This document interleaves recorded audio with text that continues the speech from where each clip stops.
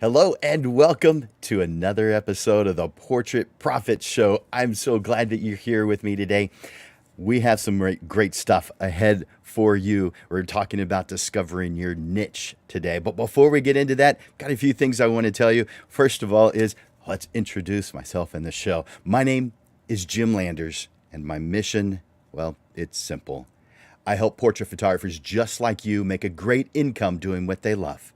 Each week, you get tips and systems on the business side of photography designed to help you gain a mastery over marketing and sales, reducing the struggles that most photographers face so you can finally get what you deserve. You're in the right place. Welcome to the Portrait Profit Show. The Portrait Profit Show is brought to you by Landers Photography School and Digital Pro Lab. And with us from Digital Pro Lab, we have Amanda. Hi, Amanda. Hey Jim, and hi everybody. How was your weekend? Long Easter weekend. Easter weekend. It was fun and busy. How about you? It was fun and relaxing, so I think I was fortunate in that sense. Good, good. I'm glad that you. Um, uh, s- there's probably a ton of stuff going on in your life, and to have some of that relaxing part of what's going on is I can imagine very beneficial. I usually have a good relaxing weekend too, but I had jobs to do, and I thoroughly enjoyed them. Good, good. It's good when the job can be fun and not too much. Yes, yeah, I totally agree with that. Anything fun or interesting over the weekend or coming up? Um, Stuff that's coming up. I know Digital Pro Lab, we don't have too much coming up. We've got some things in the works that, again, we'll be making some announcements here pretty soon. New paper types, new products, things like that. So stay tuned for that. As far as anything else, we're just here working with different photographers, helping them grow their businesses, adding new products to their product lines. It's always fun. It's always interesting. And, we're trying to educate individuals as well, especially on the importance of monitor calibration, which is Oh, always an area that needs some help, guidance, and education. So that they can guarantee that what they're seeing on their monitor, all that effort and time they're putting into creating the perfect image on screen translates in print. So we've been doing quite a bit with that as well with our clients. good. Yeah. Yeah, that's definitely an important thing. What's the thing that causes them to realize they need help in that area? A lot of times it's first time printers that we're working with, and they have been, what do you call them, Jim? A shoot and burn photographer. Yeah. Yeah. So, they're trying to increase their income so that they can grow their business financially, and they see printing as one of the methods and modes to actually, hi Oh Ray, yeah. to actually increase their profits, and they're coming to us to really explore what that really means. Is it just 8 by 10 prints? Is it large wall portraits? Is it adding different specialty products to their product line, and what does that entail as far as color goes? When they're doing sample prints, then we actually take our time and say, okay, did it look like what it looked like when you were originally editing it? No, it looks a little too dark, or it looks a little way too light, or this or that. So we go just very systematically over some of the variables that would cause that, and make sure that by the end of the discussion, or at least by the end of the training, they have a very good understanding of how to create that monitor to match print, so that they're not wasting time and wasting money, because we never want that. No, that's not beneficial either way. No, Yeah. especially if Uh, they're trying to make money. exactly right. Well, there's a lot of great ways to make money in photography, and that is a fantastic side effect. Of course, we as photographers thoroughly love what it is that we do. This isn't a 9 to 5. This isn't a cubicle job. It's not something that we are forced to take on in order to cover our bills. We love this stuff, and we love the people who we work with. And if we don't, well, we're independent. We don't have to work with them anymore. That's one cool thing about being self-employed, about working on your own, is you choose what it is that you want to do, and you choose who it is you want to do it with. Yeah. That's a fantastic thing. We don't have to take on every single person that comes through, and that's part of the reason for even having the topic that we have today of discovering your niche. Do you find that a lot of photographers that you come across are trying to do all things to all people, or do you find that the majority of them are doing a good job of narrowing and getting the message out about what they do? So I definitely find that it's in I want to be all things to all people because I just want to make money.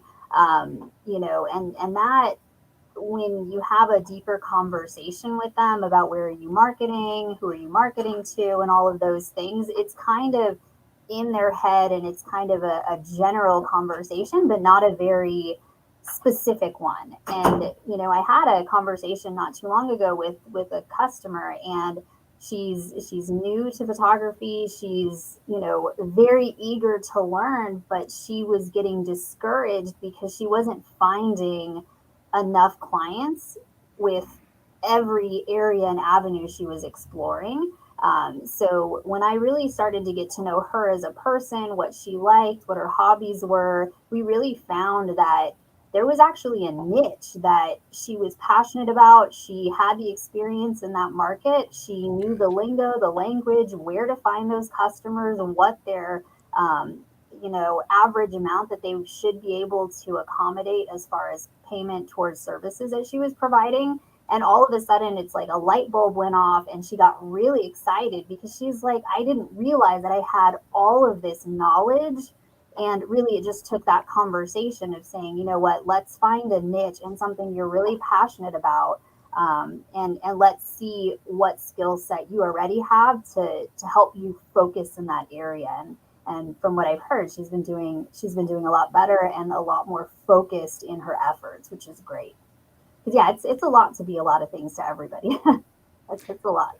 That's one of the things we'll be talking about in today's lesson.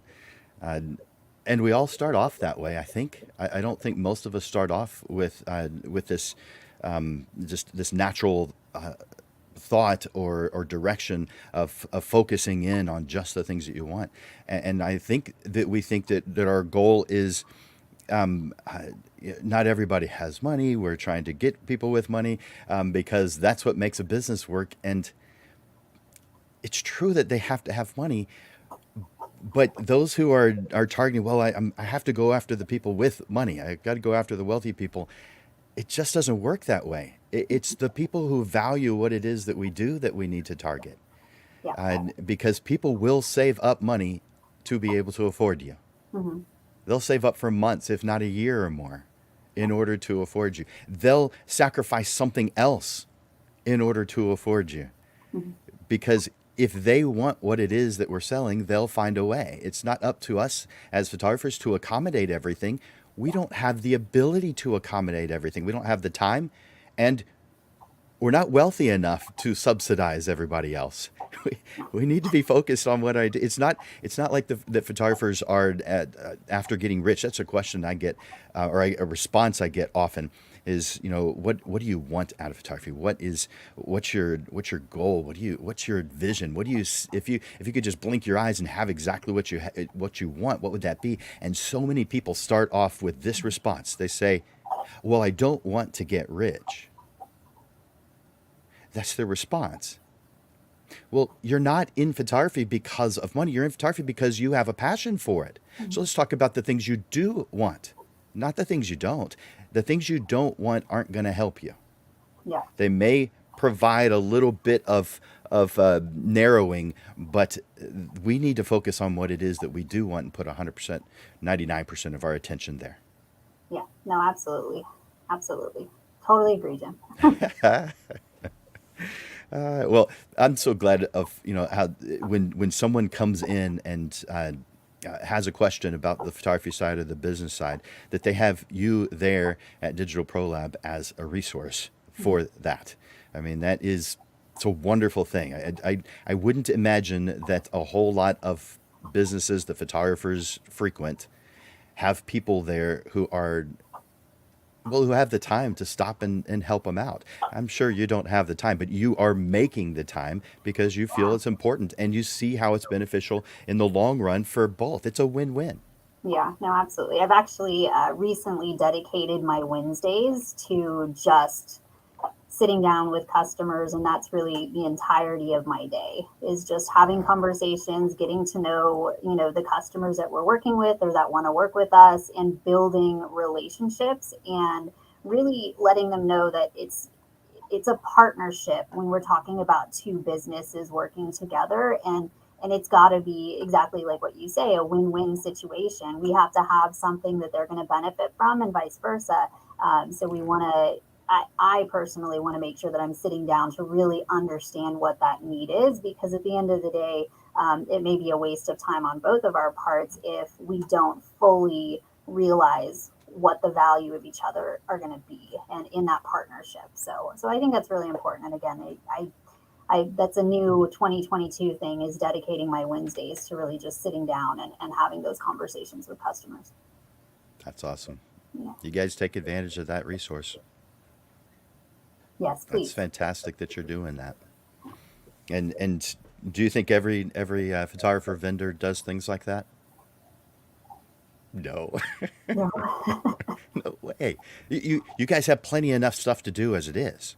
So that means you find it important enough to take out time in your week specifically for this purpose. That's fantastic. Thank you Yeah. for what you do, Amanda. Thank you. I love how you help us out. I try. I do what I can.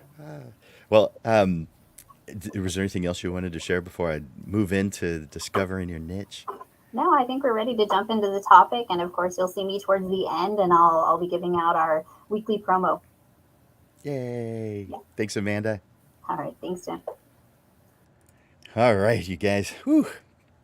We have such a fantastic resource in Digital Pro Lab and Amanda and her team there, Ray, and everybody who are there, who are working hard every day to support us as photographers. So they're fantastic. All right. Before I go too much further, I want you to uh, I want to encourage you guys to leave comments and ask questions. I also want to encourage you guys to hit that like button and hit that love button. I see a few of you have already. Thank you so much. That's encouraging for us, for Amanda and I, to see these comments, to see the questions, to see the clicking of that like button and that love button.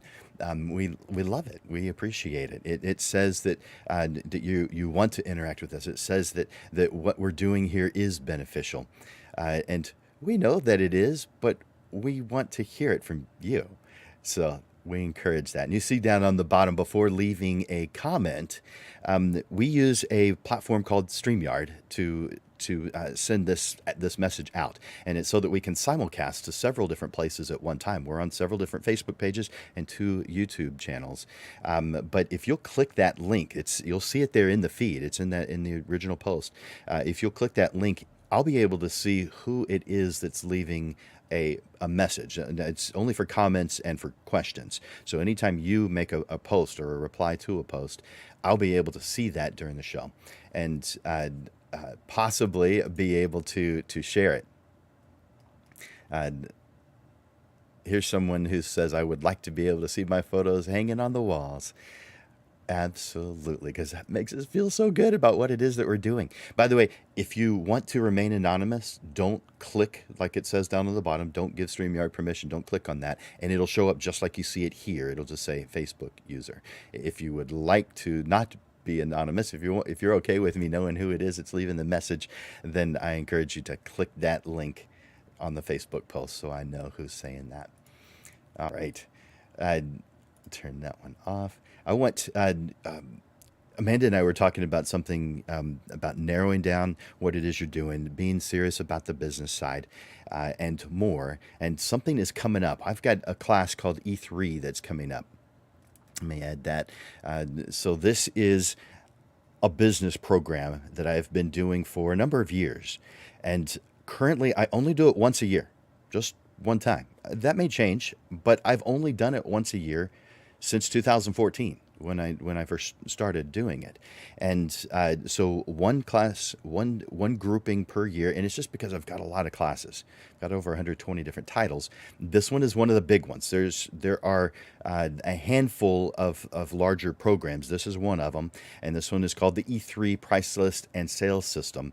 It's a 9-week course. It begins on the first Monday of May and ends on the last, excuse me, I said Monday, I meant to say Wednesday. It begins on the first Wednesday of May, that's the 4th, and ends on the last Wednesday of June. That's 9 consecutive Wednesdays. By the way, if you can't be there for all of them, I record them, so no big deal. If you think you're going to miss half of them, well, then maybe this isn't the right course for you. But this one is for photographers who actually want their business to be a real business, not something they're taking little jabs at. They're trying this and that. They actually want to form a foundation on the business side of photography and become serious with it. And to what degree, that's up to you. But we are going to talk about the perfect price list. The perfect price list has nothing to do with what other photographers charge. Nothing. It only has to do with what your goals are.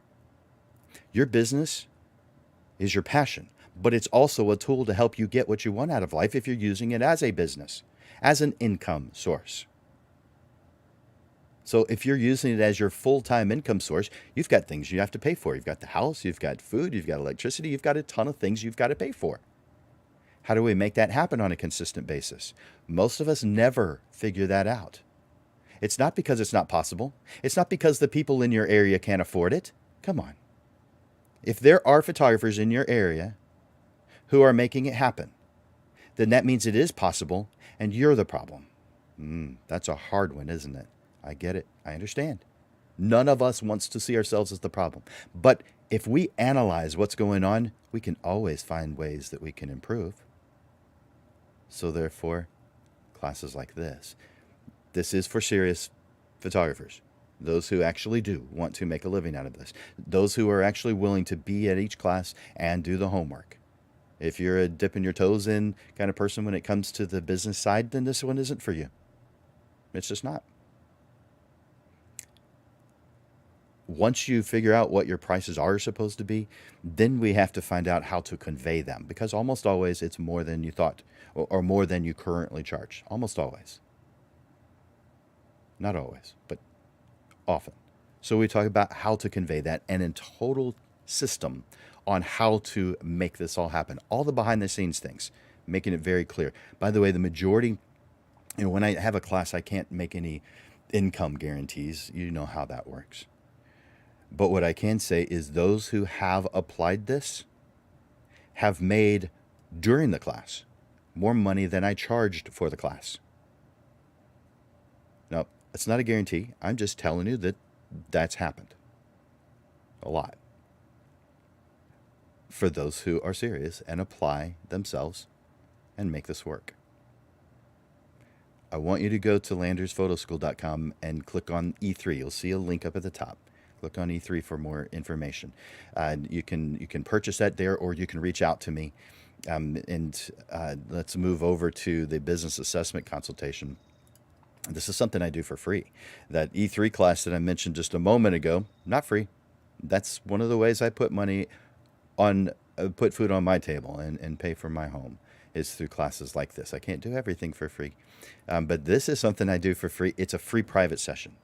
It lasts about half an hour. And I want to encourage you to take advantage of that. Now, I'm going to put that in the chat real quick so you can just click the link. Let's do that real quick.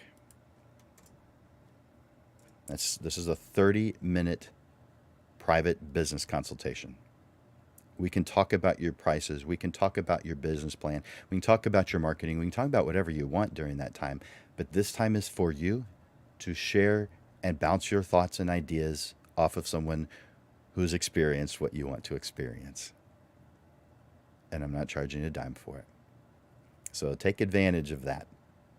And then one more thing, I take a photographer to lunch with me every single week on Tuesdays to the Dominion Country Club. And I would love for you to take advantage of that. So I'm going to grab that link and put that also in the comments so you can take advantage of that. If you click that link, what you'll see is my schedule, my calendar. You just and it's only for that one only shows Tuesdays. The other one shows my calendar too. But Lunch with Landers only shows Tuesdays, and you just choose the Tuesday that you want to come with me. So take advantage of both of those free things. Oh man, I'm so glad you guys are here with me today, because we are talking about discovering your niche. Now, I know some people say niche, some people say niche. I'm going to say niche because that's how I've always heard it, at least growing up. It wasn't until later that I heard niche, and that just sounds fancy.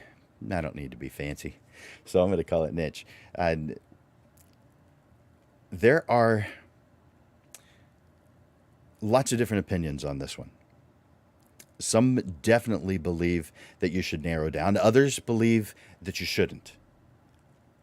I think if you've got a good, strong process on what it is that you're supposed to do and it's working for you, then that is perfect. But we can't know what we don't know. That's why we have the word ignorant in the dictionary. And don't mistake the word ignorant for dumb or stupid, because that's dumb or stupid to use the word ignorant in that way. We need a word for the things that we don't know yet. And those things that we don't know vastly outweigh and outnumber the things that we do know. So therefore, continue in education. Just because you're not doing it now and things are okay, does not mean there's not a better tool out there for you. It doesn't mean that at all. That's why we continue our education. We don't put blinders up to learning new things. We have an open mind to learning new things. Now, that doesn't mean we're weak. That doesn't mean we're easily swayed. It means that we're intelligent and we want to continue to grow. I recommend to pretty much every single portrait photographer that they need to narrow their focus. And I've got very specific reasons as to why. You've probably heard this many times, that it is best to choose a niche. But just like every other choice we make, narrowing down to one or two things is just a tool to help you get what you want. But most of us haven't defined what it is that we want. It would be like going on a road trip and not defining the destination of the road trip, which that's not what we do. Even as something as simple as a road trip, we define where it is that we're going. So we've got to do that with our business. It's way more important. This tool isn't necessarily right for everyone, but for every portrait photographer, narrowing down is important. Now, it's going to take on different descriptions based on who it is, what it is you want to do, your target market, and your target area. For instance, if you're in a bigger city, like San Antonio, Texas, within a 10-mile radius, you have at least 100,000 people. So you could narrow your target market and include an area radius. I did. My target market is a 10-mile radius for my photography side. Within that 10-mile radius, there's well over 100,000 people.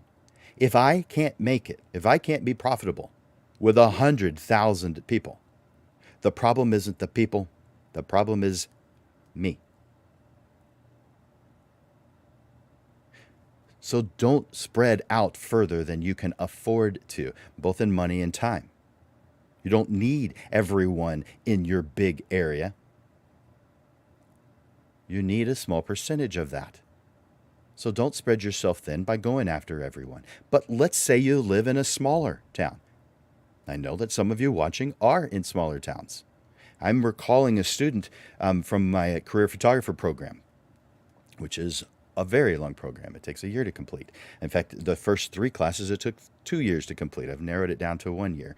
But she completed the 2-year program, but and I'm not going to mention her name, but she was from a small town uh, about 3 hours away from San Antonio, Texas. The entire area, the entire county doesn't even have, well, maybe has 10,000 people. And so this is a smaller environment. So her niche, I didn't recommend that she narrowed all the way down to something like families or high school seniors, because there just aren't necessarily enough. There could be, but her interests were family, and so is anything related to family, and those events grow as a family grows and evolves. That was her niche. So that in an area like San Antonio, that's a little bit too large. There's too many things.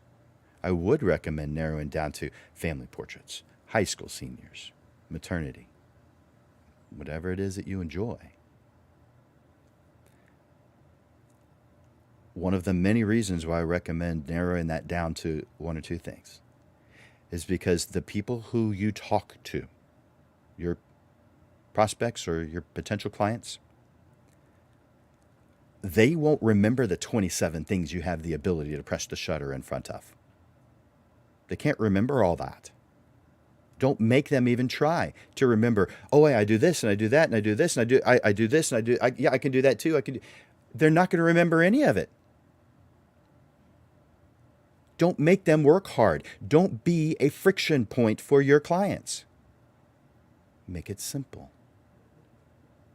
Come up with a very one sentence description of what it is that you do.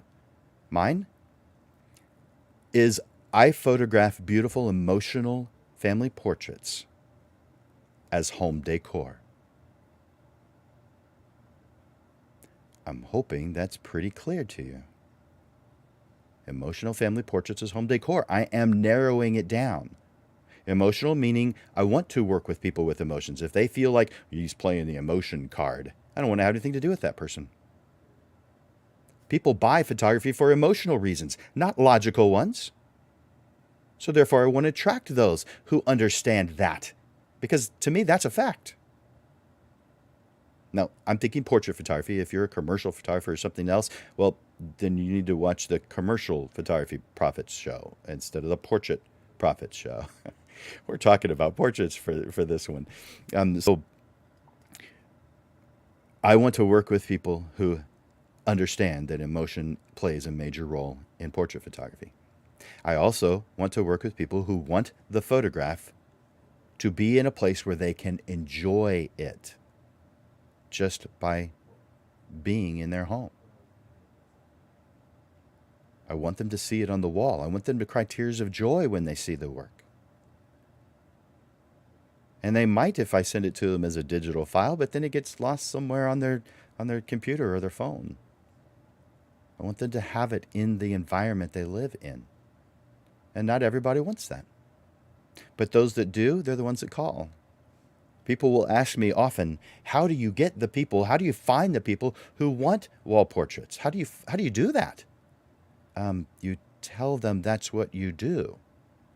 It'd be like, how do hammer manufacturing companies get people to buy hammers? I mean, there's screwdrivers out there. There's circular saws. There's a whole bunch of other things out there. How do they get them to buy hammers?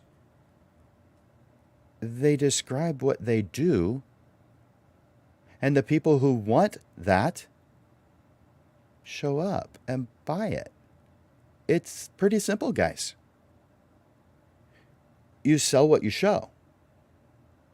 You sell what it is you tell people you do, who it is that you are. Can you see why narrowing down what it is you do makes sense rather than saying, I'm a tool store? You can say, I sell hammers. And you can be very descriptive with that. People can remember you as an individual when you've got one thing to share, not 27. And by the way, I have that number in my head, 27, for a very specific reason. I visit photographer websites on occasion, every once in a while. I just like seeing what they're doing. I like seeing how they're sharing what they do. I like critiquing. So I looked at this particular photographer's website. And guys, if you've been watching the show for a while, I've probably said this 2 or 3 times, so you may have heard it already. But I was at this one particular photographer's website. It was a pretty website. But this photographer, wonderful, fantastic, creative, beautiful person, actually, I never saw a picture of the person. I think creatives are beautiful people. So this person said, it said very specifically, I specialize in, and then it listed a whole bunch of things. And so I decided to count how many things. It was 27 things that this wonderful creative said she specialized in. Creatives, we are artists, and yes, we have creative, artistic leeway. But when it comes to definitions of words, 27 different things does not fit the definition of specialize. Maybe that's just my opinion. Do you share it? By the way, if you guys are watching live, would you do me a favor? I want you to enter hashtag live and put that as a post. I want to know that you're here watching me live. If you are watching as part of the replay, because we have this in the news feed and we've got it on our YouTube channel, would you mind, if you're watching this right now as a replay, please enter hashtag replay. That way I know who's watching it live and who's watching it later, and also number of people who are watching it live and watching as a replay. So hashtag live if you're watching it right now. Today we're talking about a distinct advantage to narrowing down your focus. Even if you don't believe that it works, you'll know your niche by the end of this lesson, and you will become an exclusive photographer that people know the kind of work that you do. Don't you want to be known for something?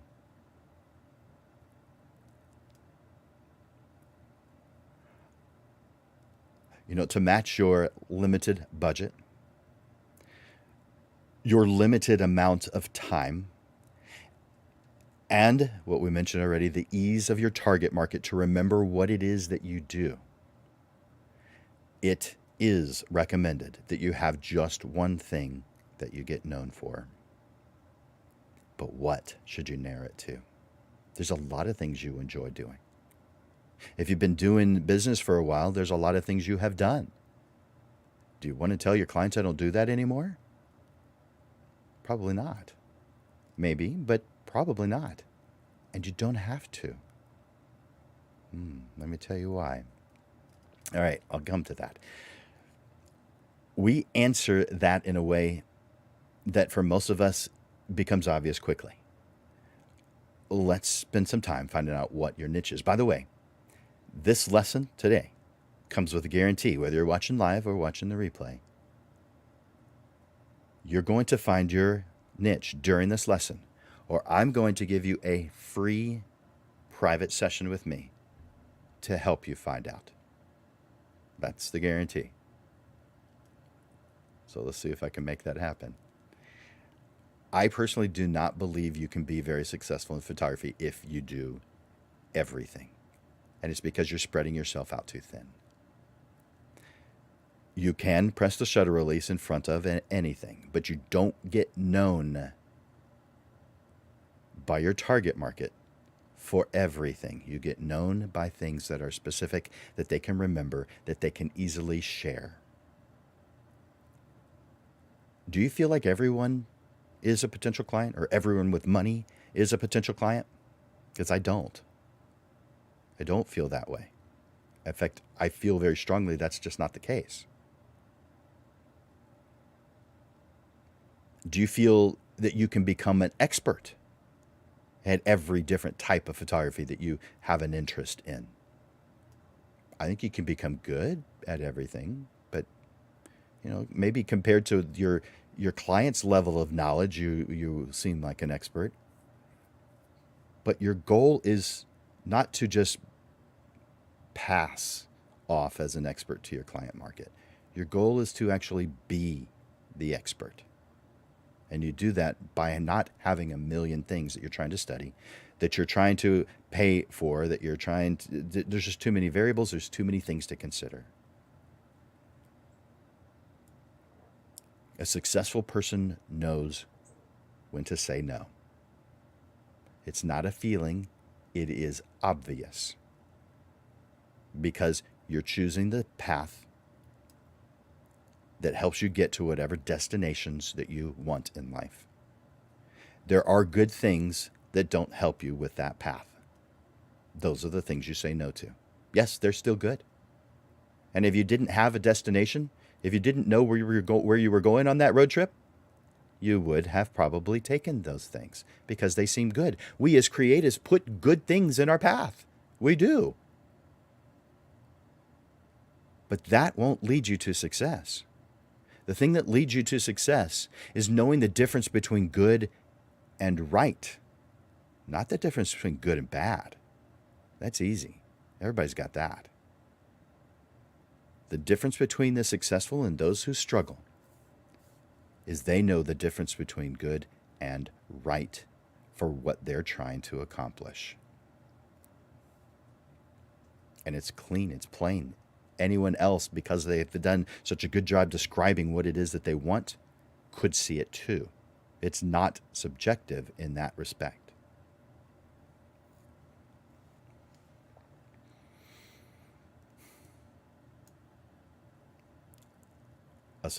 I'm repeating this, a successful person knows when to say no.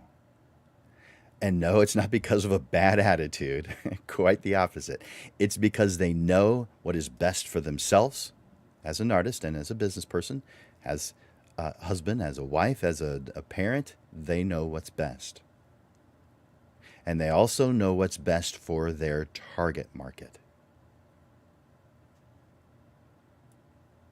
What kinds of photography do you like? What kinds are you good at? What are your current capabilities?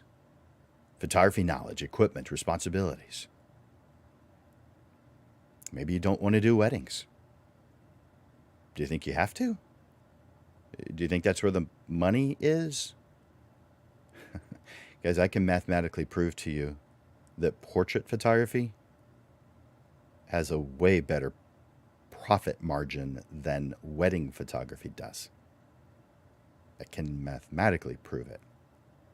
Now, there are unique differences where there may be exceptions to that. But generally speaking, there is much more profit to be made on portrait photography than on wedding photography.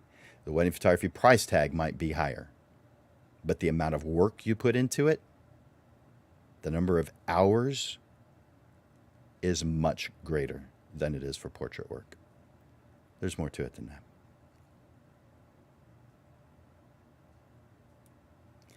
My suggestion is don't waste your time pursuing things you're not passionate about. If you're passionate about photographing weddings, photograph weddings. If you're passionate about moms, photograph moms or families, maternity. Let's discover right now your passions, your likes, your interests. We're going to narrow them down to find what's most important. If you follow these 3 steps, there's just 3, you're going to know what your photography niche is. I'm going to tell you what they are, and then we'll go into detail on each one of them. So make sure you're taking notes. Number 1, I want you to define the things you have an interest in. Define your interests. Photography is just too broad a category. Photography touches every area of our life. Every area. There's not any area of our life that photography isn't a part of. Now, I don't mean you specifically, I mean humans. Every area of our life is touched by photography. You may think that computers is an area that every area of our life is touched by. When's the last time you took a computer on a hike? You'll take your camera, though, or at least your cell phone, because it has the ability to create images. So photography touches more areas of our life than computers do. Number 2, what do you think you want to do? You can't do those 27 things that the woman I described before was doing. That's not specializing. That's spreading out everything too thin. Because if you're going to do a good job of marketing, you're putting time and effort into the marketing of the weddings that you do, of the portraits that you do, the different types of portraits you do, maybe sports photography, maybe this, maybe that. You're having to put in marketing time on every one of those. And if you're spending marketing dollars, you're putting in marketing dollars into every single one of those. I don't know about you, but my walls aren't lined with money. I've got to narrow down where that money goes.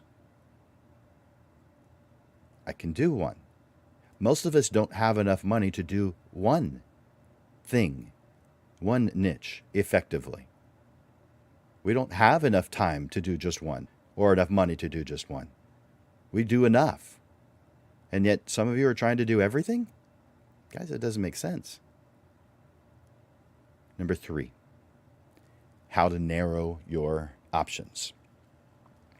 We'll narrow it down to your interests and things you're most passionate about. So let's go into detail on those 3. Number 1, define your interests. Obviously, photography is a very broad category. So we've got to identify our interest and then plan a path to match them to photography. Here's some you shoulds, you musts, and don'ts. Under you should. You should have a broad perspective of photography. You should have a knowledge of a wide variety of skills, situations, equipment, lighting. Meaning, when you begin, play. Try lots of different things. Hang out with photographers. Reach out to photographers in areas that you have an interest in and ask if they will allow you to come with them. You can hold their bags. You can move the lights for them. You can be their assistant, not charge a thing, because this is education. In other words, you are getting an education and not having to pay for it. Don't be the in my opinion, the wimp who says, I'm not doing anything if someone's not paying me for it. Are people paying you to go to college? I know there's scholarships out there, but generally speaking, no. Most of the time you have to pay for education. So go out there, reach out to photographers who do what it is you have an interest in, and offer to do it for free because you're gaining an education out of it. Besides, they're probably not charging enough to be able to afford you anyway.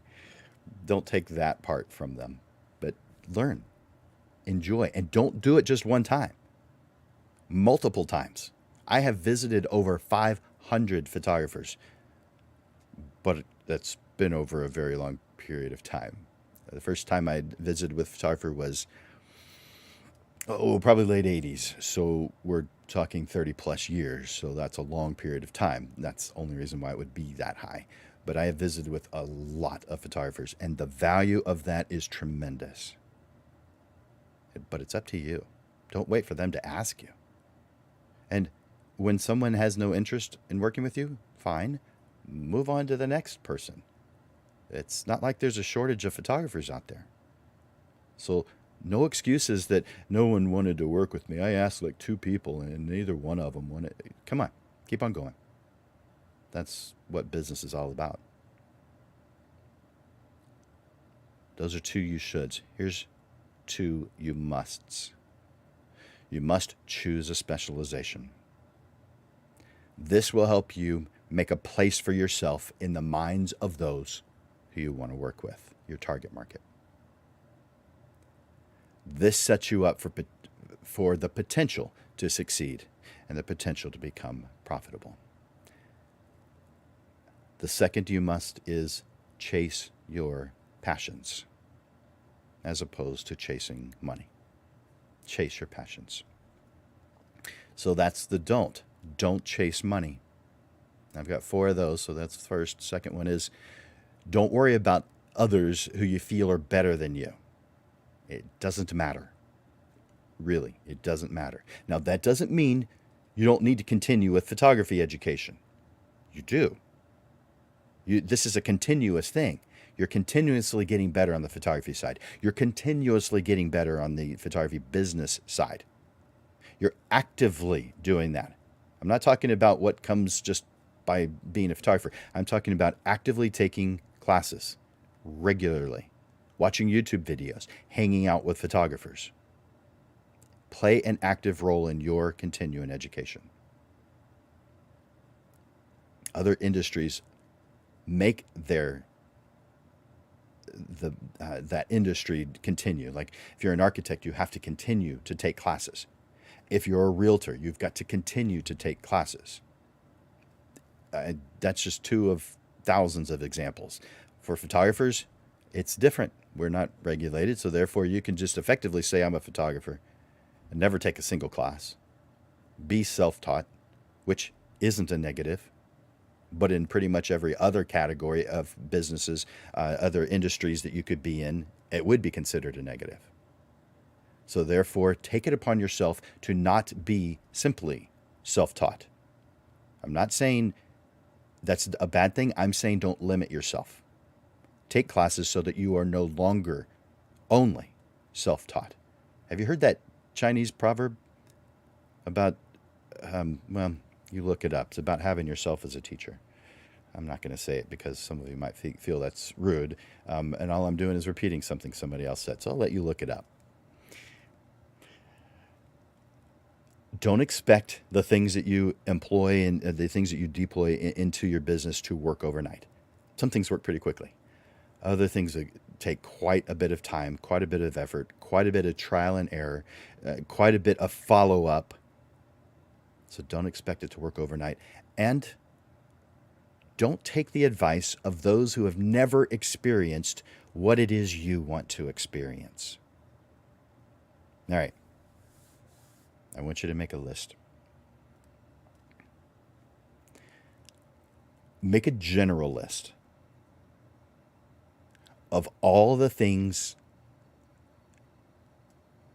that you like, not in photography, but in other areas of your life. Make a list of the things that you enjoy, the things you like, the things you appreciate.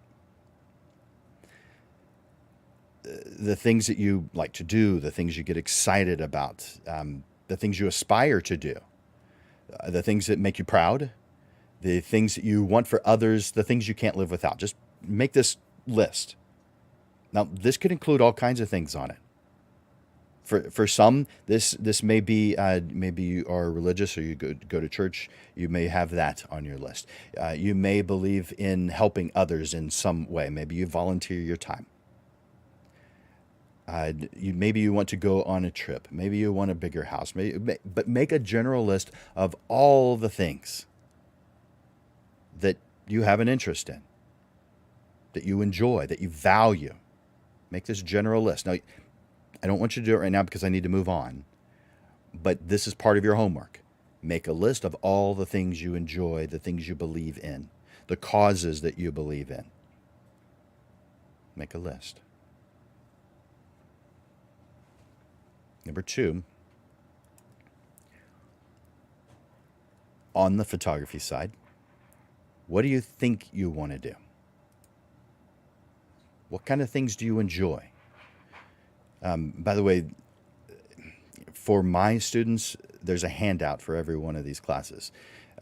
Those who are taking classes from me. So those of you who are in my classes, request this particular handout. You can request all of them. But this one has a list of different types of photography, and it may be easier to just circle things. I'm going to read off many of them, not all, because it takes too long. But different types of photography. Write down all the things you have some interest in. We're not narrowing it down yet. Just things that you think, if someone were to ask you, do you photograph, fill in the blank, that you'd say yes to. So that could be on-location portraits, in-studio portraits, bridal portraits, engagement portraits, executive portraits, staff portraits, animal portraits, people's pets, family portraits, children's portraits, glamour, models, fashion, schools, sports teams. How about event photography, like different types of action sports, weddings, debuts, quinceañeras, group portraits, couples and individuals at events? How about banquets, conventions, special events, charity events, business events, concerts, publicity, press release? What about on the commercial side? Architectural, real estate, tabletop, large products, small products, catalog photography, public relations and publicity for press releases, general corporate photography, postcards, brochures, catalog sheets. Oh man, we could keep on going on and on and on. There's things in the other category like art, environmental, forensic, high speed, historical, infrared, macro, micro, nature, night, panoramic, passports. There's so many things. Like I said earlier, photography touches every area of our life. So I want you to make a list of the things that if someone said at this point before narrowing down, do you photograph? Effectively, they're holding money. Do you photograph? Whatever it is, write this list of all the things you'd say yes to. Next, I want you to narrow down the options. This is number 3. Narrow down the options. How do we do this? All right. Once you've made that list, choose what matches your interests. That was in lesson 1, or the first assignment that I gave. Pursue what you're most passionate about. You won't be limited to your choices. You will just know which ones to focus on, which ones to accept if they fall in, and which ones to fall into your lap, which ones to accept if they fall into your lap. In other words, once you choose a target market, it just means that you're focused. You're spending time on your niche. Sorry. Once you have defined your niche, it just means you're focusing your time and effort and income and every other thing that we've got to do on that one niche. It doesn't mean that you can't accept any other type of business. For instance, if I'm specializing in family portraits, which that's what my photography business does, if one of my clients asked me, can you do a maternity photograph? Can you do the photograph of my child? Can you photograph our business event? Can you photograph our charity event? I'm likely going to say yes to that. So it doesn't mean that that's the only thing I do. It's just the only thing I market. It's the thing I become known for. I'm not going to add it to my website, though. Just because I have the ability to photograph it does not mean I need to start investing time and money into it.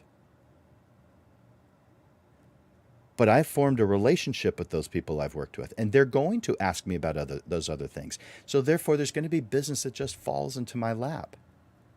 I didn't spend any money on marketing. I didn't spend any time on marketing those other things. It works. So I want you to go back to that number 1. I want you to circle the things that are the most important to you.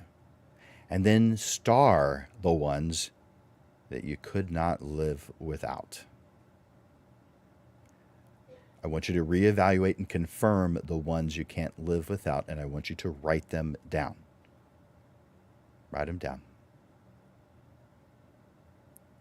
Number 2.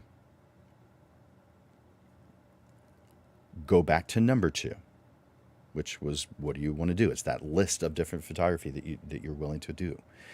Reevaluate and confirm the ones you can't live without. Same thing. You're maybe circling the ones you like best, and then you're putting the star next to the ones that you can't live without. But let's make this simple. If you were to make a list of every single thing you are willing to photograph, and then narrow that down to just the things that are your favorites, and I want you to, in your mind's eye, write down every single one of those on a small piece of paper and crumble it up and put it into a bowl. Write it out, crumble it up, put it into a bowl. Because I'm going to pull out one of those things you say you really like, and you're not allowed to ever do that ever again. But before I do that, I'm going to let you take one out as a safe one, so that it has no potential for me to pull it out. Which one is that? Is it boudoir? Is it maternity? Is it family portraits? Is it weddings? Which one are you going to take out so that I can't even have the potential to take it out? Which one is it? You have just chosen your niche. You just chose it. Now, this assumes that you were doing this as we were going along, but in your mind's eye, you can picture this, right? You've just now chosen your niche. It doesn't mean you can't do anything else. It means that one is the one. Now, I have come across exceptions where that hasn't been it. I have come across exceptions. When I do this in person, though, probably 93, I think, 90 to 95% of the time, the one that they pull out is their niche. So write it down. My niche is, write it down. What is it? I want you to put that in the comments. If you haven't already, I think some of you have already. Tell me what your niche is. Just one thing. What is the one thing you can't live without? You would never want anyone to take it away from you. You love it that much. What's the one? Put that in the comments. And your next homework assignment is define why. Why is that the one you chose? What is your passion for it? What's the connection to your interest outside of photography that and your interest in photography that brought those two things together that said this is it? Why is this your niche? I want you to be very clean, very clear in your mind why this is the niche that you've chosen. At this point, that's relatively easy to do because you've compared it against the rest. You're in a position where this is what you're focusing on right now.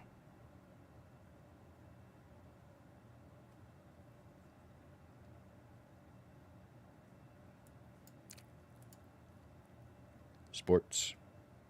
Ooh, two of you like sports. Good. Fashion. Okay.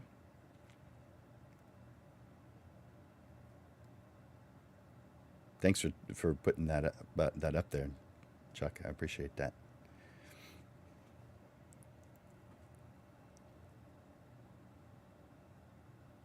Yeah. Good point. I've already seen that it could how it could spread myself then. Yeah. I don't know who wrote that, but thank you for saying that. And hi, Michelle. Glad you're here. Paula says fine art portraits. Yep. I definitely knew that about you.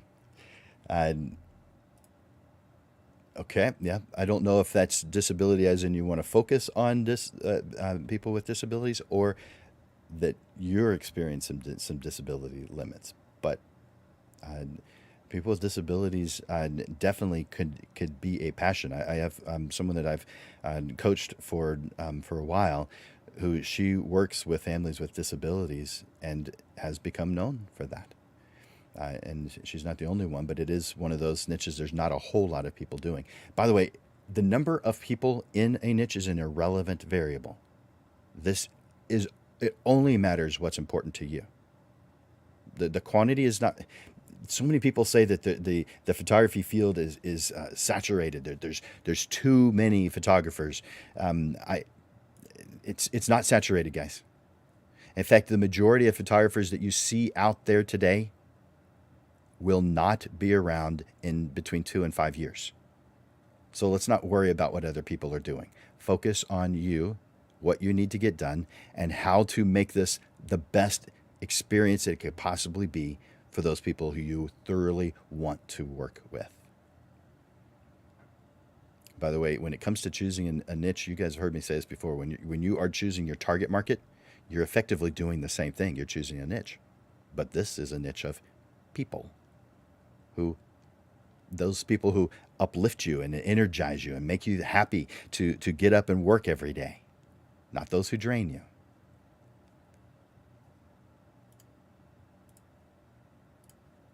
I'm looking through some more of these dogs. Yep. Jillian, how you doing? So photographing dogs, that's a good one. Contemporary fine art portraiture. Hey, Amato, I'm working on something for you that I haven't completed yet, so don't think I've forgotten about you. But I'll get that done. Fine art, good, and oh, okay. Thank you for saying that. Um, uh, that does obviously limit what you can do, but there's still things that you have a passion for. And so, generally speaking, there's still a good niche for most. There are definitely exceptions. There's definitely exceptions, but for most, there's still, if there's a will, there's a way, kind of a thing. So, yeah. And if you need help, I'm happy to help. Man, so quite a few different ones. Sports and fashion and fine arts. A lot, several with fine arts. Pets, dogs. Good. Yep. Changing your niche after 20 years. Whew. Well, whatever it is that makes you happy, keeps your energy level up high. If that's it, photographing dogs, then you're doing it right. I love it. Thanks for sharing that, Joanne. Oh man, a bunch of good things. Bunch of good things. Good. Uh, Again, I was just asking you guys to put down whatever your niche is, whatever you've narrowed it down to, whatever you can't live without. If someone were to take away everything and you got to keep one, what would that one thing be? I have to have this one. I mean, I don't want any of the rest taken away from me, but I've got to have this one. You can't take this one from me. Write that down. What gets you going? What subject interests you the most? And for homework, I want you to write down why and be very clear on why that niche is your niche. Because right now it might be a fleeting thought. You've had fleeting thoughts before. I mean, if you're driving or taking a shower, you have this thought, this epiphany that comes across your mind. And you're thinking, this is great. But at that moment, you don't have the ability to record it. But you're thinking, I'll remember it, when I'm done with this, whatever it is you're done doing. And then when it's time to actually write down what it was, your epiphany, your fleeting idea, you realize it was fleeting because it's not completely there anymore. Do it now. When your energy level and your focus is high, do it now. This isn't something to put off till later. Define what it is you do. Discover your niche and then define why it is. This description is going to be used for several other things that you do. It'll be part of your mission statement, your values statement. Part of your vision, too. Part of your positioning statement, if you do one. By the way, I help people with all those different things, even making your policies and your procedures. My procedures for family portraits it's 27 major things. Each one of those, a lot of them have little pieces that are part of it, but 27 to 31 major things in that process. And I think every one of us should define what our process is. It shouldn't be something that we keep up here because it's not analyzed as well as if we were to write it. So, lots of good stuff. Do I have another? Okay, yeah. Ralph, events, music, dance festivals. Cool. Very cool. Thank you for sharing that. Whew, man, a lot of good ones. Well, I want to bring Amanda back on. Amanda, if you were to do photography as your income source today, do you know what you'd focus on? I'd probably focus on musicians. And that's because I play violin. I've played it for over 20 years. So I feel like I'm keenly aware of where those markets are. I have a passion and can communicate a love of that mutual appreciation for music. There's also ways to capture an instrument. And I just think that that's probably where I'd go now if I were to do it. Cool. Musicians. And any type of musician? Would it be classic or would it be bands? Probably classical musicians. I kind of figured that'd be your answer. My violin. Although I was part of a rock band for about a year, so Really? yeah, I played Wow. electric violin. Cool. Yeah, I didn't know that. That's cool. fun fact. Right? Love that. We did that in our my Rotary Club a while back. We didn't have a speaker, and there's always a speaker. But this particular one, that speaker wasn't able to be there, and so the president of the club had us break into groups, and we had to share something that we assumed that the other people in the group wouldn't know about us, Yeah, and that was a fun project. I mean, it was kind of cool hearing the things that other people were saying. And I'm not going to give any examples because it might take too long. But there were two or three who had done something that I had heard of. I just didn't know someone I knew was the one who did that. wow. Yeah. But anyway, so do you have any additional thoughts on the importance of discovering your niche? I think, from a marketing standpoint, it's really important to have something to focus on. And a lot of that's because of the language that we use to sell the services that we're offering. There are very specific terms depending on what niche and what group of people that you're actually talking to. It's just like any other industry. Doctors speak a very specific language, that maybe a patient differs if, a doctor's talking to another doctor versus a doctor talking to a patient. When you're talking to somebody that is looking for a specific type of photography, be it maternity, photography or boudoir or, sports or something, there's going to be very specific language that you're using, online on your website. There's going to be verbiage that you're using on your printed marketing material. There's going to be social media hashtags that you're using. And if you are focused on that specific area, then you don't have to use broad terminology like San Antonio photography. You can very clearly articulate a different type of term, football photography San Antonio or something like that. And when somebody's looking for that type of service, it's going to pop up for them to the customers that are looking for that very specific service. And they're going to go to your website that is going to show them exactly what they're looking for. And they can make a quick decision on whether or not your level of expertise is what they're looking for and what they're willing to invest in.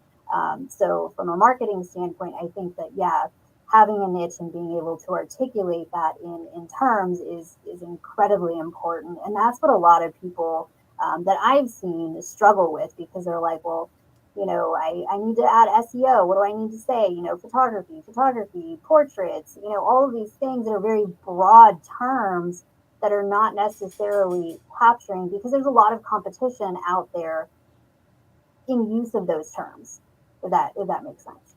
That's true. Yeah. So I know, we have a fairly broad client base as well. But I found over the years that we're also one of the last people in our area of South Texas that's still doing what we do. So focusing our efforts on encouraging printing. I know I've said our tagline, where photo takers become printmakers. Everybody takes a photo, but not everybody understands the value of printing. So that's where we found our niche. And in every single service, even in film photography, where a lot of people are bringing in their rolls of film, they just want it scanned so they can post it online. We've created products and services that actually incentivize people to receive prints with a product offering called something like Film Lover Special, which includes developed printing and scanning. And that printing is a big part of it because when we're talking about photographers that really think that the only thing that they can do is post online, we want to educate them the value of the print. And just from a 4x6, they may want to print larger and then larger and go to galleries to sell their work or do pop-up markets or things like that, and they get even more excited about it. So that's There you where I probably went on a tangent, but that's where, we have our focus of encouraging printing, and that's an example of what we do. And again, it's all in terminology, how we word it, how we educate people on what we want to serve for. And I think that that's important for photographers to do as well. go. Nice. Nice. Yep, I agree. Well, did you have something you wanted to share with us today? Oh, of course. Let's see. Let me pop it up real quick.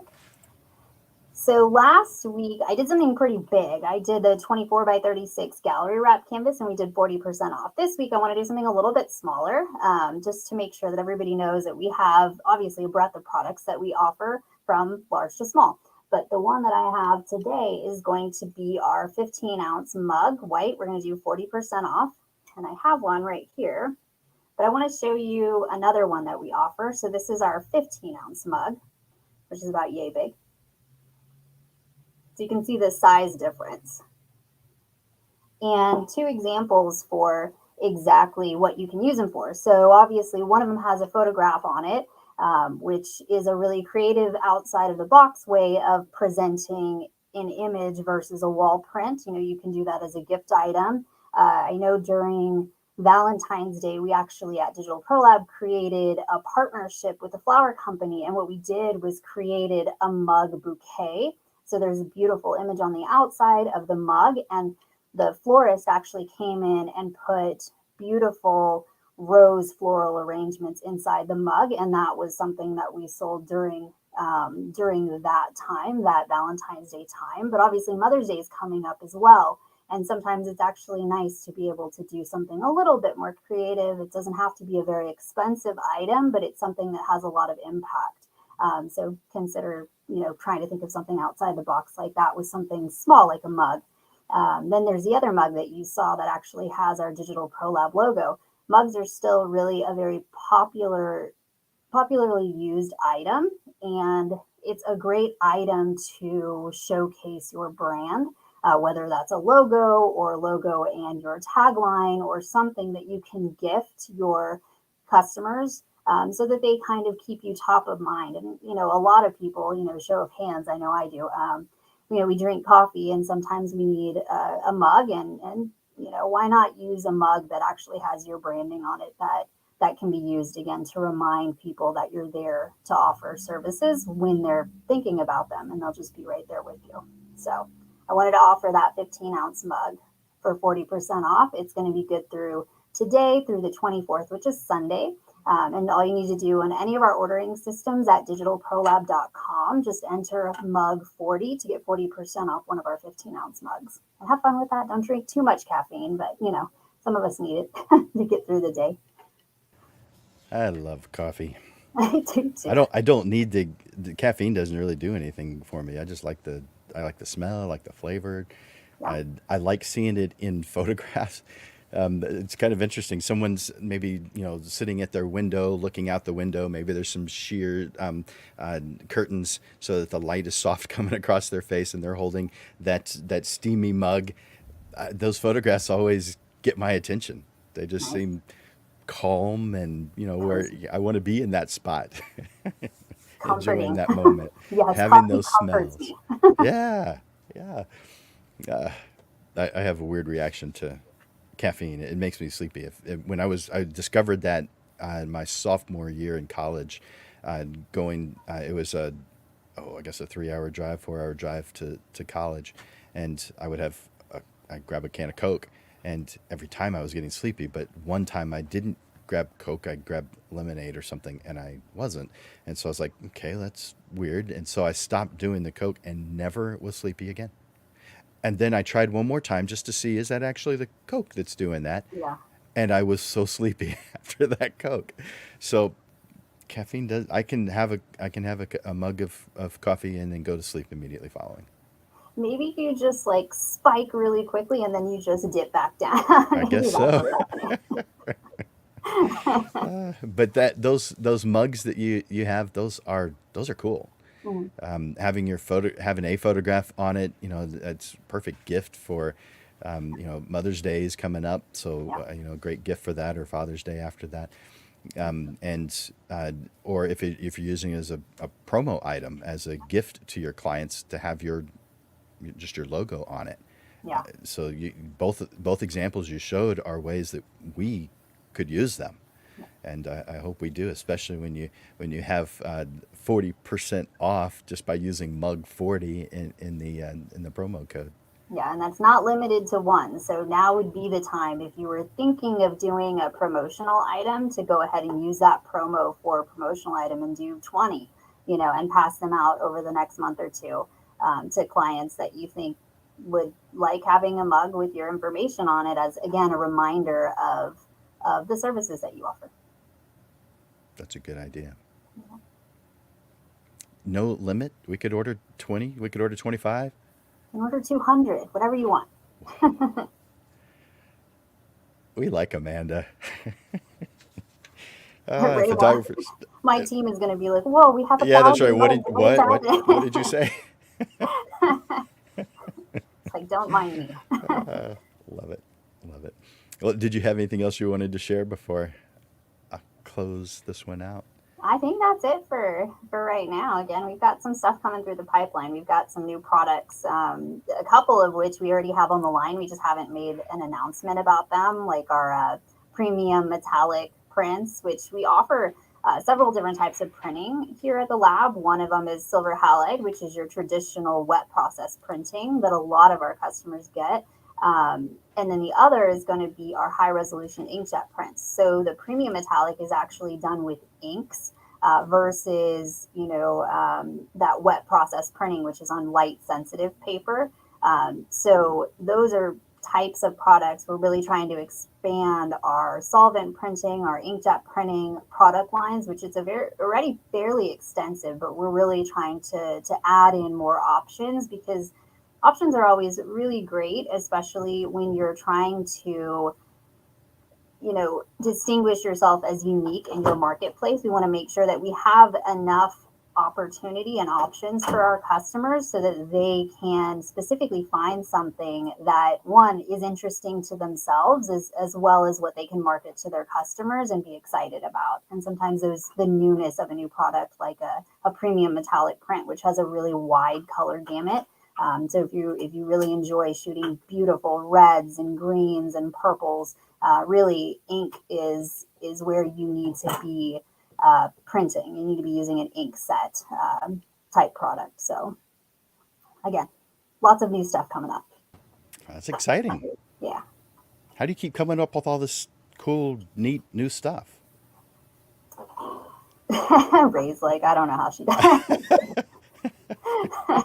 The problem is, I think I'm living what I live this stuff. I breathe it. I see it all the time. So if I feel like I'm kind of getting a little stagnant in some of the stuff that we offer, I'm gonna look for new, exciting things that I'm excited about. And again, that's the key. If you're excited about something, you can get other people excited about it, and that's what it is for me. I just need to continue to be excited about what we do, and I'm very excited. I love what we do, from a mug to premium metallic prints, from gallery wrap canvas, frame prints, whatever it is that we offer. I love it. That's what I'm passionate about, and if you can't tell, I can't help you. Right? I don't no, I absolutely see it, and we're lucky to have you, Amanda, and your team at Digital Pro Lab looking out for us that way. Because I mean, we as photographers need to, we're in a lane, and that is creating beautiful photographs for the clients we love so much, Yeah. and we rely on other vendors to help with certain things. To different degrees, we rely on that, but our lab is a very important one if we are printing, which I don't know. To me, that's just completing the work. As far as portrait photography is concerned. But you're looking out for us. You're doing some of the research that we probably have a good, strong interest in, but really shouldn't be spending our time doing. You're helping us out with that. You're narrowing those things down. You're testing the waters, and you're having to invest your time and money into these things. And I'm sure most things that you're investing time and money into work, but there's some things you probably realize aren't ideal, and you let those go. So you're our research and development team. Yep. Yep. And loving every minute of it. Well, And thank you so we much. take feedback too, and that's the great thing about our company is we've had clients actually come in and say, "Hey, we don't offer this." Well, come talk to me about it. Mm, See, let's talk about the potential for us to offer it. Is it something as simple as us finding the vendor to bring in that inventory item that you've been looking for, or is it a new product you have in mind that you want us to experiment and try and create? And we've done that as well. And we really enjoy that. And I've got a very large team that can dedicate some time to it. And again, we're your partners at Digital Pro Lab, which means mhm. that my team is part of your team, and I will put every one of my staff, to work trying to tinker and play to get new products and ideas out there. That's what we do. That's what we love, and that's Nice. why a lot of the people that I employ are actually artists. They are my creative thinkers. They're thinking outside the box, and when they leave Digital Pro Lab, they're working on their own personal projects that are amazing. I had one of my staff actually created an entire piñata bash in Hmm. Peacock Alley here in San Antonio, and he made a Oh, 25-foot piñata that people could walk through and then could enjoy that during Fiesta. So, I mean, these are the kind of people that I work with, and I love them to death, and they're the ones that keep me motivated, and they keep our customers excited about what we do too. So it's fun. wow. I've never even heard of a walk-through pinata. I didn't even, yeah, I had to go and see it, and it was a big old piñata. It was like, what happens to it afterwards? I don't even know. Hopefully they'll use it next year. It Yeah. was pretty fun. I was like, bring it to Digital Pro Lab. We'll have it here. You can walk through the legs of the piñata to get inside. Love it. Yeah, Well, was there anything else you wanted to share? I think Are you that's good? it. Well, Yeah, thank you so much, Amanda. We are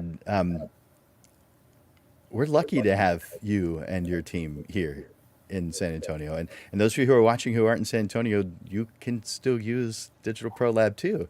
You may not be showing up and saying hi to Amanda in person, but you can order online and they can send it to you. yeah, So it's certainly not limited. They can ship to, I guess, anywhere in the world. yeah. And we do. Absolutely. Nice. Well, thank you for all you do, Amanda. Thanks, Jim. Another great show. Thank you. Thanks. Well, man, we really are blessed.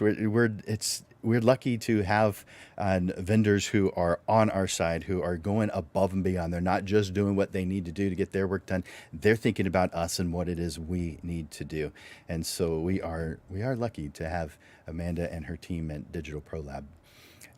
I want to remind you about the free things that I have here. So the business assessment consultation, it's for free. If you want me to help you out with narrowing down your niche and why you might need it, I'm happy to do that. And that link you can find further up in the feed, closer to the top of the feed. The same thing with the lunch with Landers. Every Tuesday, I take a photographer to lunch on me. By the way, I want to make sure when I say on me, that means I am paying for it. There's been two times where someone didn't realize that's what I was saying. They were just saying, "Oh, I just thought you were being nice, just to go to lunch, just meet up and have a lunch." I didn't realize that meant you were paying. I'm buying. I don't want money to be the reason why someone doesn't show up. So I'm buying, and it's at a nice place at the Dominion Country Club. So uh, all you got to do is click that link. Again, it's further up in the feed. I'm not going to post it again because it's already once there in the feed. So click that link. You'll see my calendar. Click on the Tuesday that you want. It's truly as simple as that. And then the class that's coming up, the E3, this is the perfect price list and sales system. Those who have been in it before are cheerleaders now. They thoroughly believe in this particular class. Some of them have gone back and taken it twice. It was so good, but most of them, it is not one of the free things I do. It does have a value to it. I wouldn't say it's expensive compared to a lot of educational products, but it's expensive, and it's worth, in my opinion, and those students who have taken the class, it's worth it. It's worth every penny. And so I'm going to quickly put a link to more information in the chat, and I guess I better write what it's for. Info for the E3 program. All right, so I just put that in the chat. You should be seeing that now. Click on that link to get more information. There's a short video, I think it's like 3 minutes, of me talking about what this particular course is about. And just fill out that form letting me know that you have an interest. And then I'll spend some time visiting with you about it. It's kind of an interview, but it's very lightweight. It's more of who are you and what's going on here, and is this a tool that's going to benefit you? So that is the E3 program. It's coming up in just a couple of weeks. So 3 Wednesdays from now, it starts. So coming up very soon. E3 price list and sales system. So today we've been talking about discovering your niche and the value, the importance of narrowing that down, because you don't have a massive amount of time to do marketing on every single thing you have the ability to press the shutter button in front of, nor do you have a budget that could handle marketing the advertising dollars that you would need. Most of us don't even have enough advertising dollars to do one. So therefore, why spread ourselves any thinner? And our clients need something that's easy for them to remember about us. If we list 27 things that we can press the shutter button in front of, they won't remember. But they'll remember one. And if they remember, what you do, there is an increased potential of them becoming a client. Let's take advantage of that increased potential. Besides, they're going to ask you if you can do some of those other things you enjoy doing too. And you didn't have to spend any time or money on those. They just fell into your lap. So that's your homework. I'm going to repeat the homework assignment real quick. Write down a list of all the things you enjoy doing, all the things you believe in, all the things you have interest in that get you going, that if the subject comes up, maybe get your heartbeat going. Make a list of all those things. Those are your own personal interests, not having to do with photography. Then second is make a list of those personal interests that do have to do with photography, the different types of photography you enjoy doing, the things you'd say yes to if someone says, do you do? And then I want you to narrow down both categories, the personal interest, the photography interest, down to just the one thing that if someone said, I'm going to take away something, that you'd pull out before they had a chance, both on the interest side and the photography interest side, because that now is your niche. I hope you guys have enjoyed this episode of the Portrait Profits Show. For Landers Photography School and Digital Pro Lab, this is Jim Landers bringing you the weekly Portrait Profits Show, giving you evolving content, awareness, and even fun to the business side of photography through helpful information, step-by-step processes, and action steps that will help you with the struggles you deal with now, so you are constantly and consistently realigned to the path that leads you to the success you deserve. Be here every Monday to experience a different way of looking at the business side of photography.